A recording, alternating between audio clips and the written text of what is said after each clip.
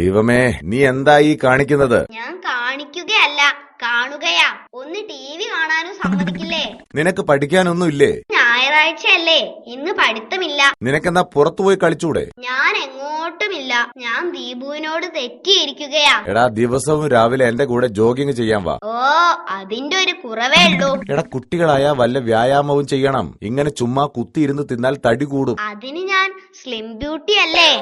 Slim beauty കഴിഞ്ഞ മാസത്തേക്കാൾ 5 kilo കൂടിയിട്ടുണ്ട്. വാരി വലിച്ചു തിന്നോ. ശരിയാ, ഇവന് ഭക്ഷണ കാര്യത്തിൽ ഒരു ശ്രദ്ധയില്ലെന്നേ. ഇവന് നമ്മുടെ സാമുവലിന്റെ അടുത്തേക്ക് വിട്ടാലോ? പുള്ളി ഒന്നാന്തരം ഡയറ്റീഷ്യനാ. ഡയറ്റീഷ്യനോ? അതെന്ത് സാധനം? ഏതൊക്കെ ഭക്ഷണം എത്ര അളവിൽ ഏതൊക്കെ നേരത്ത് കഴിക്കണം എന്ന് പറയുന്ന ആള്. ശരി, പൊയ്ക്കളയാം. അപ്പോൾ ഇതാണ് ടിന്റുവിന്റെ പ്രശ്നം. ആട്ടെ, എന്തൊക്കെയാ ഇഷ്ടവിഭവങ്ങൾ? റോസ്റ്റഡ് ചിക്കൻ, ഷവർമ, ഫാലൂദ, പിസ്സ, ഇതൊക്കെ എനിക്ക് ഭയങ്കര ഇഷ്ടമാ. അതാണ് മോന്റെ പ്രശ്നം. ഇങ്ങനെ കണ്ടതൊന്നും വാരി വലിച്ചു കഴിക്കരുത്. ഓ, കണ്ടതൊന്നും വാരി വലിച്ച് കഴിക്കരുതല്ലേ? ഓക്കെ, ശരി, വരട്ടെ. പോയോ? എടാ, ഞാൻ പറഞ്ഞു തീർന്നില്ല.